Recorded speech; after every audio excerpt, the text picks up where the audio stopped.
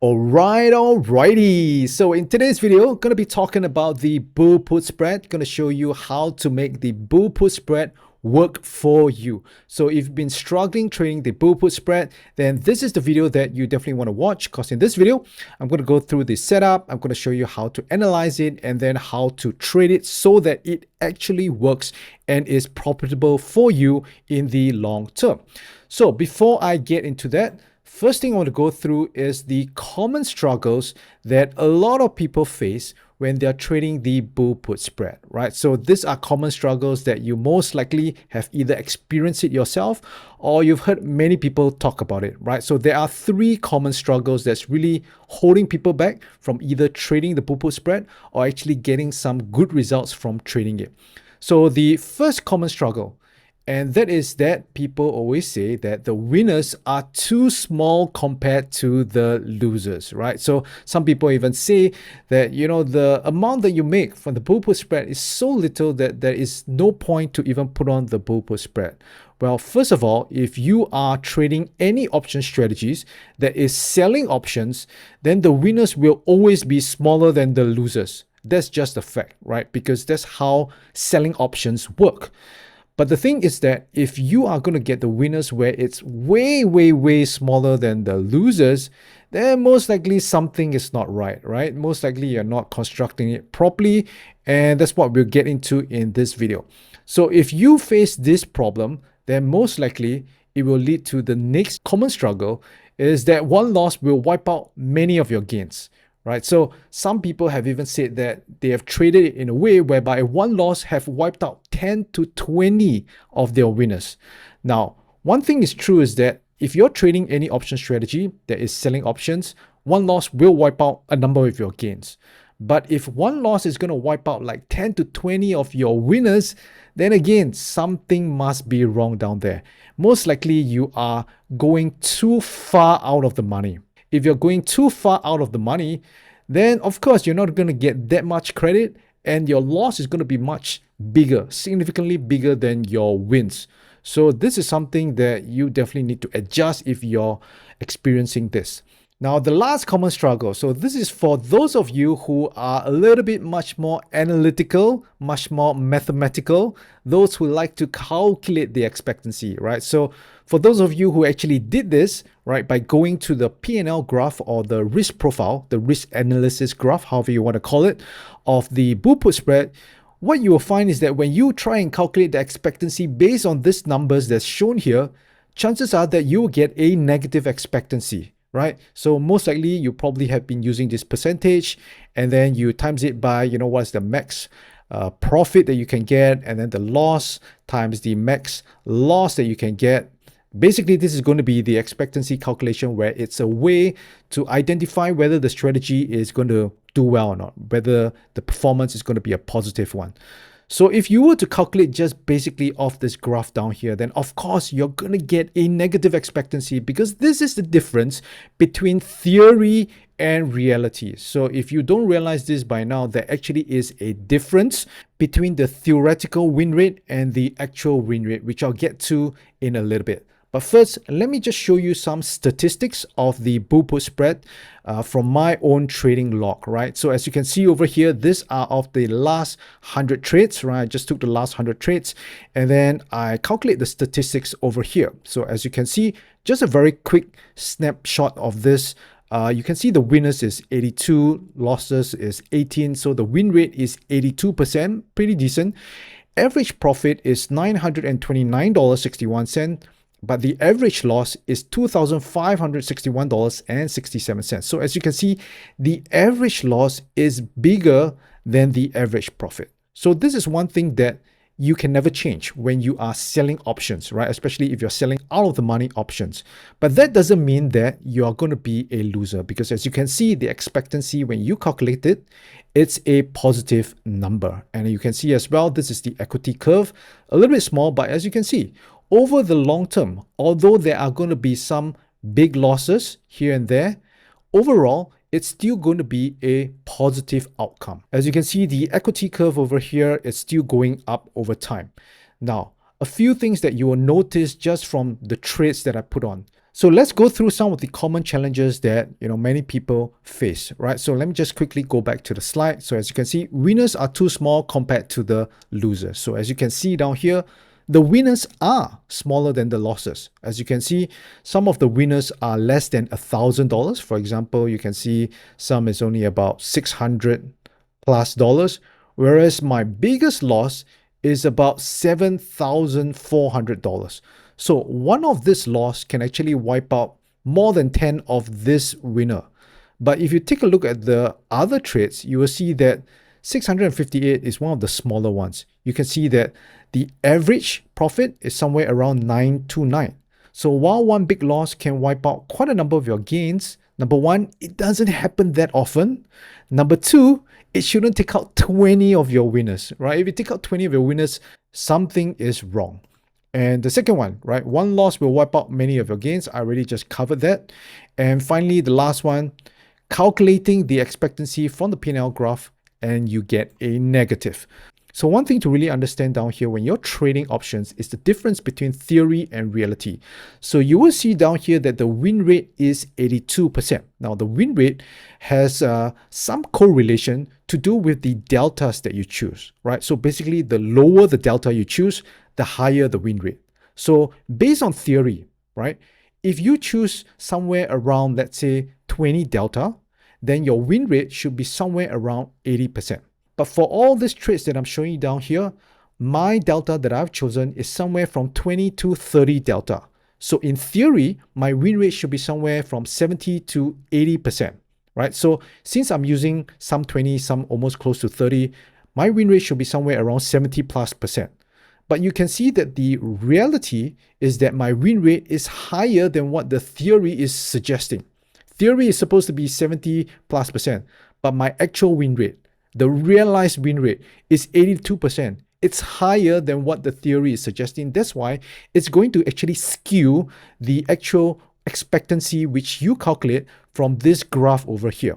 So why is the theory different from reality? Well, first of all, you need to understand that this theory is going to be different from reality only if you choose the DTEs that is under 45 days, right? As you can see over here, this is a study that I like to show, and I've shown this in many of my videos. Basically, it shows the expected move versus the realized move. And as you can see, this study has been done since 1993. So this has been a pretty statistically significant data set. So it has gone for a very long time. And as you can see over here, if you choose anything under 30 days, right, 30 days all the way down, you will see that the expected move and the realized move is about the same, which means to say theory and reality should be pretty much the same, pretty accurate, right? So the theory is pretty much calculated by the options pricing model. That's the Black-Scholes model. So if you use anything that is 30 DTs and below, then chances are you might be realizing this negative expectancy because of that. However, if you choose anything that is 45 days and above, as you can see down here in the bottom table, anywhere from 45 to 90 days, you can see that the expected move is bigger than the realized move, which means to say the theory is no longer accurate compared to the actual realized move, the actual reality. So that is why you have the actual discrepancy in terms of the win rate down here, which is why the DTs that I choose tend to be around 45 days. I don't want to go for anything lesser than that, mainly because I have no edge there. So if you put on about 100 trades or so, and then you are still in a loss, then maybe it's because that you are choosing the DTs that's under 45 days. So the first thing I'll do is just switch it to 45 days and above. So this is where you can have the edge. Now, as you can see over here, this is the difference between theory and reality again. So what the Tasty Trade team have done is that they have actually calculated what is the average realized move and the average expected move on SPY, right? As you can see over here, regardless of the volatility level, the average expected move is always greater than the realized move. That means the calculation pretty much is not accurate compared to reality. That's why you can see down here, I put the theory, the numbers, the movement is always greater than the reality.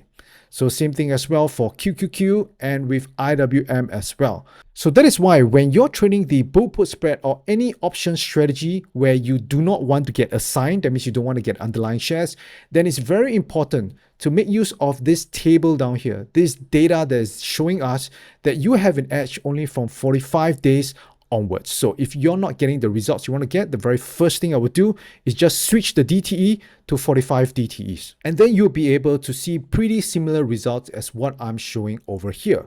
All right, so now let's get over to how to set it up, analyze it, and trade it. Okay, so how do you set up the bull put spread trade? So as I've mentioned in some of my other videos already, there are pretty much just two simple ways that you can do if you're just starting out, right? There's no need to make things very complicated, as simple as possible, right? So the very first way is to time it, right? Timing it basically just means to wait for the right setup before you enter into the trade. So the way that I suggest to many people who are starting out is a very simple way using the stochastic oscillator, right? So as you can see at the bottom over here, this stochastic oscillator just shows you the condition of the market, right? The condition of the underlying. So basically the one you want to look out for is below the red line down here, right? Over here and over here. This is when the market is considered oversold. So oversold just means that there is a likelier chance that the market can go back up compared to it going down. Now, of course, that doesn't mean that once it's oversold, the market will never go down again, right? It will just keep going up. That is, of course, not true. There will be times whereby the market is oversold and then the market still continue to be even more oversold and then starts to go down. Right? So you need to understand that indicators are just indication. They are not telling you the future, right? But with that said, if you use it when it's oversold, at least you know that there could be a better chance of it going back up.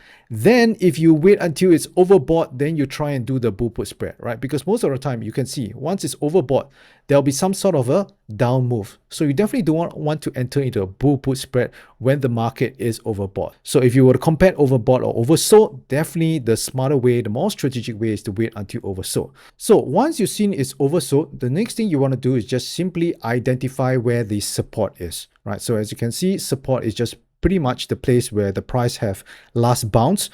So what you want to do is pretty much wait for the price at this point where it goes close or near to where the support is. And then this is where you start to look at the option chain, right? Ideally, you want the short put side to be below where the support is, and then the long put is below that. So this is a very simple way for you to just time the market. Now, the other way is to simply just do it on the index ETF, like for example, SPY, right? Just do it on SPY, and then you don't even need this stochastic indicator.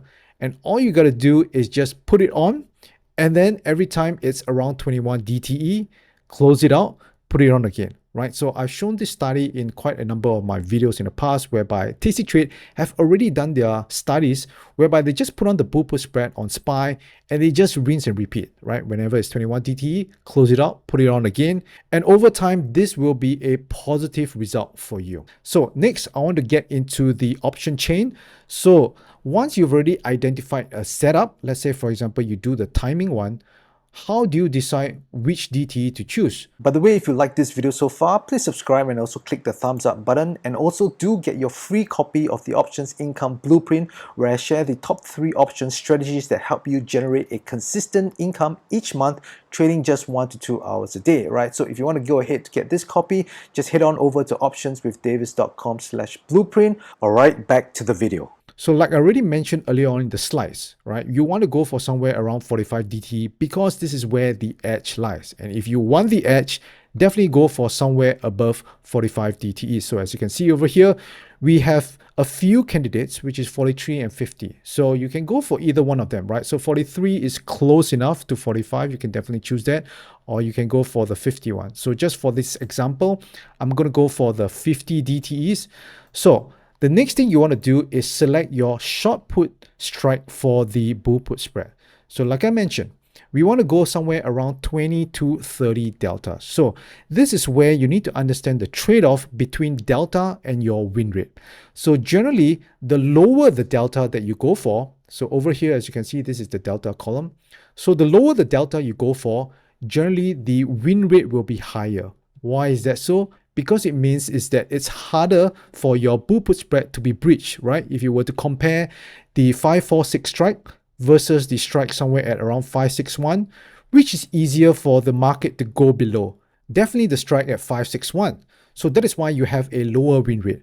But a lower win rate, you also have a trade-off. That means you have a higher premium, right? As you can see over here, just by selling this put alone, you get $7.51, whereas for this is $5.06, right? So you can see it's a trade-off, and which one you want to go for really comes down to your own psychology. Are you somebody that, you want to have more wins than loss? Then you definitely want to err more towards the 20 delta. But if you're someone who wants more premium, then you can go for somewhere around the 30 deltas. Now, what about below 20 deltas and above 30 deltas? So for me personally, anything that is below 20 delta is a little bit too low, in a sense whereby this is where you're going to get into the problems which I mentioned earlier, which is where you're going to get very little on your winners whenever you make one. And one loss can easily wipe out many of your wins, maybe even to 20 winners, right? Because if you go so far out of the money, so let me just open up the strike price down here. Let's go all the way to somewhere around, let's say around 10 deltas.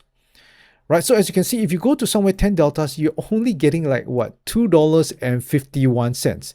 And if you start to put, let's say, a 5-point wide spread on this, then you're making 27 cents and your loss is about $4.73. So this is where, of course, one winner is so little and one loss is going to wipe out so many. So definitely don't go for something that's so far out of the money.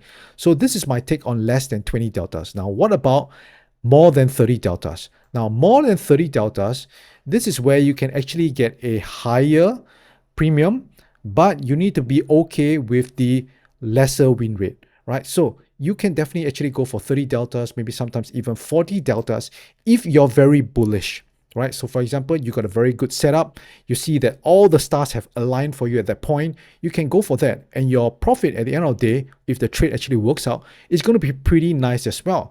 But the thing is that based on probabilities alone, you know that the win rate is somewhere going to be around 60%, right? Theoretical. And if you were to have the edge of 45 DTs and above, it will be higher than that. But it's still relatively lower compared to, the ones that I've been trading. As you can see, my win rate is around 82%. So if you want higher premium, you just have to be okay with the fact that you're going to have more losses, and that also comes with more losing streaks. Okay, so that's one thing. So if you want to have a nice balance, somewhere around 20 to 30 deltas is really where I suggest to put the bull put spread, the short put side. Now, once you got the short put side, how are you going to construct the long put side? So for this, let me just go somewhere in the middle. Let's use 555. So this is where you have to decide what is your risk per trade. Let's say, for example, your risk per trade is $500. Then very simply, as a simple rule of thumb, just go 5-point wide, right? So every single point that you have expanded this with is $100 in risk. So down here, you see you have about 5-point wide. So that is $500 in risk, less the credit that you will receive. So in this case down here, if you stretch it to 5-point wide, straight away, you know that your risk will be under $500. So you can confirm it by simply going to the P&L graph below. So as you can see down here, P&L graph 421. So this is under $500. But what if your risk is about $700? Then simply just stretch it to 7 points wide. If you stretch it to 7 points wide, then same thing as well. Your loss is not going to exceed $700. As you can see down here, your loss is only about $594. So what if you have about $2,000 to risk for those who have a bigger account? So in this case, this is what I would suggest. I would suggest to just open up the spread, right, to a maximum of just 10 points wide, and then any excess buying power that you have to allocate, you increase the contract. So straight away, you know that just by 10 points wide, your max risk is going to be under $1,000, right? So let's just confirm. As you can see over here, it's about 853. So if you have about $2,000 to risk on the trade, all you got to do is just simply increase to 2 points wide. As you can see down here, once you increase to 2 points wide, your max risk is about $1,706.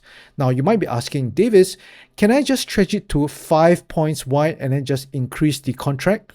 Then the answer is you can actually do that, But the thing is that if you were to increase the contract, let's say, for example, you increase it all the way to match roughly close to 2,000. So in this case, I think it would be somewhere around maybe 4 contracts. Let's go for 4 contracts and see how it goes. It's about 1,684. Let me see if we go for 5 contracts. So if you go for 5 contracts, it's around 2,100. So what is the difference between a 10-point wide spread and a 5-point wide spread? So the difference is where it actually will take the max loss. So as you can see down here, the max loss will really happen at somewhere around this price point down here. So on this graph here, it says $547.60. But if you do on the 10-point wide, what you notice is that the max loss will be lower down here, right? So let us just go over to the option chain again, and then let's stretch it to 10 points wide. So if I stretch it to 545, now I need to reduce the size to about, I think 2 contracts. I think 2 to 3 contracts would be the right. Let's just stretch it to 3 contracts to see whether we match about $2,100. So as you can see, this kind of exceeds it a little bit. So let's just go for 2 contracts. So if you remember, previously it was around 547 where we're going to hit the max loss, right? The point of where the price is. But over here, you can see that the max loss only hits at 544.44, which means to say your max loss is much lower. So if you were to go for the 5-point wide spread, yes, you're going to have higher premiums. But if the market moves to somewhere around 547 or 546, you're going to hit the max loss on the trade, right? You're going to lose everything that you risk. But on the 10-point wide spread, if it goes to somewhere around 546, 547, you're going to lose lesser than the max loss. So this is the trade-off, and you have to be clear about this trade-off. Now, one thing I do not like is to go for 1-point wide spread, which I know many YouTubers have been talking about. They go for 1-point wide, and then they just increase the contract to, let's say, 20 contracts to try and make it about $2,000 risk. So in this case, you can see about 20 contracts.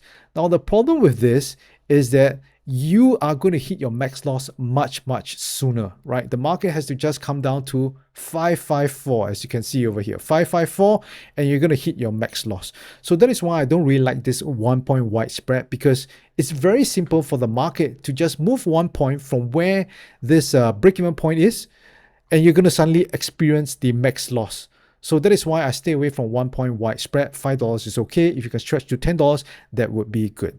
Okay, so this is how you decide what is the width of your bull put spread. Now, the next thing I want to talk about is the analysis tab down here. So as you can see, this is the risk profile. So let me just go over to 545, the example which we used before, and I'm just going to use 1 contract for simplicity's sake. So how do you analyze this? So on your platform, you should actually see this already. Now, for me, I'm using the Thinkorswim web platform. If your broker does not have this at all, then maybe it's time for you to change brokers.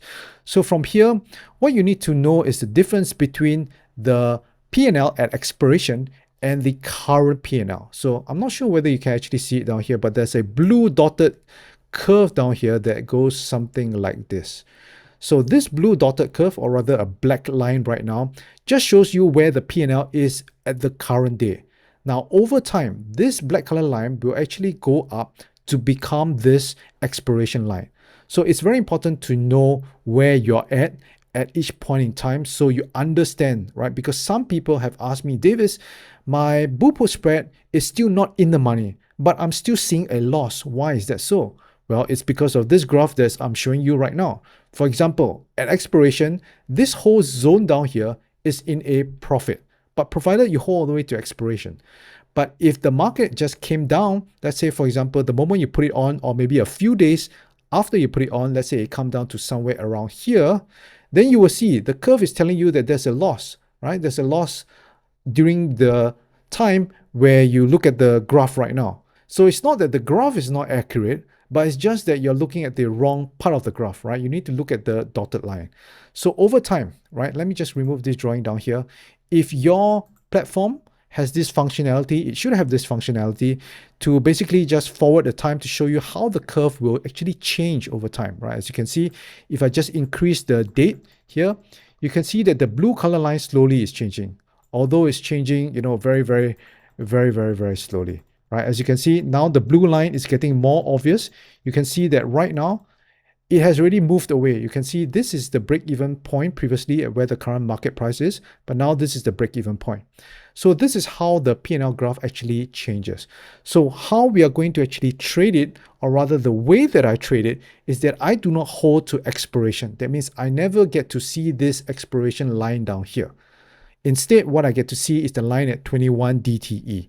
And 21 DTE is the point where I want to exit at the latest, regardless whether it's a profit or loss, because of two things. Number one, you're going to get a better performance, right? The Tasty Trade team have already shown that you get a better performance. In my own trade as well, I see that exiting at 21 DTE, the latest, I get a better performance compared to holding to expiration. And number two is because if you hold to expiration and the market is below your short put price, then there's going to be a very high likelihood of getting assigned at the short put price.